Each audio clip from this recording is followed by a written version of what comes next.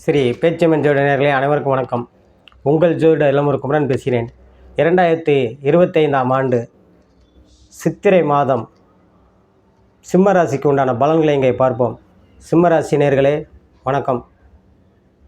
சிம்ம ராசி நேயர்களுக்கு சித்திரை மாதம் ராசிநாதன் சூரியன் 9இல் உச்சம் பெற்று இருப்பது வெகு சிறப்பான பொன்னான காலமாக அமையும்.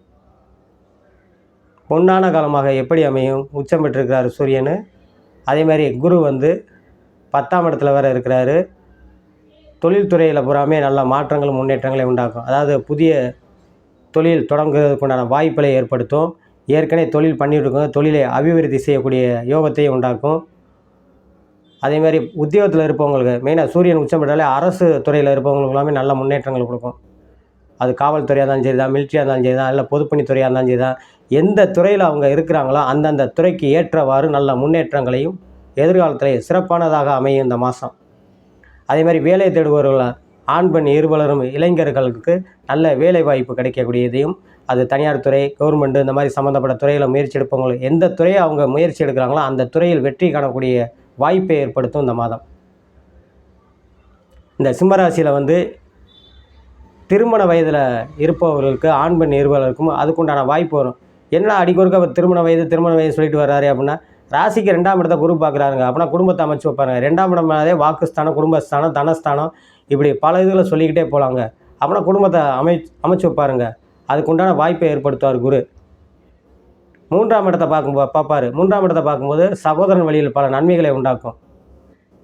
6ஆம் இடத்தை பார்க்கும்போது எதிரிகளை அப்படியே தள்ளி ஒதுங்கி போகக்கூடிய சூழ்நிலை ஏற்படுத்துவார் குரு. 7ல் சனி இருக்கிறது. 7ல் சனி இருந்தால் நான் ஒரு இது சொல்லியிருக்கேன். அந்த 7ல் சனி இருப்பார். இன்னும் மாறவே இல்லை உங்களுக்கு. சனி இருக்கிறாரு, அடுத்த மார்ச் வரைக்கும் இருக்கார். 7ல் சனி இருந்தாலே சிம்மராசிக்காரர்களுக்கு திருமணத்தை உறுதியாக நடத்தி வைப்பார். கடந்த 2 வருடமாக நான் சொல்லிக்கிட்டே வர்றேன். 7ல் சனி இருக்கா, 7ல் சனி இருக்கிறவங்க கண்டிப்பாக திருமணத்தை முடித்து வைப்பார். அதில் எல்லளவு சந்தேகமே கிடையாது. சிம்மராசினர்களுக்கு இந்த சித்திரை மாதம் அதற்குண்டான வாய்ப்பு வீடு தேடி வரும். ஏற்கனவே குழந்தை பாக்கியம் இல்லாதவர்கள் குழந்தை பாக்கியத்தையும் ஏற்படுத்தும்.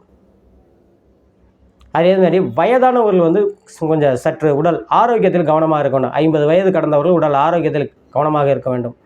அதேமாதிரி சுய தொழில் புரியவர்கள் புறமே குரு 10ஆம் இடத்துல இருக்கிறனாலே, அதாவது ஆன்மீக சம்மந்தப்பட்ட துறைகள் அல்லது நூலகம், வாத்தியார் இந்த மாதிரி சம்மந்தப்பட்ட துறைகளில் இருக்கிறவங்க நல்ல மாற்றங்களை முன்னேற்றங்களை உண்டாக்கும். வெளிநாட்டில் வேலை செய்கிறவர்கள் நல்ல மாற்றங்களை ஏற்படுத்தும். எலக்ட்ரானிக்கல் சம்மந்தப்பட்ட துறையில் இருப்பவங்க நல்ல முன்னேற்றங்களை கொடுக்கும்.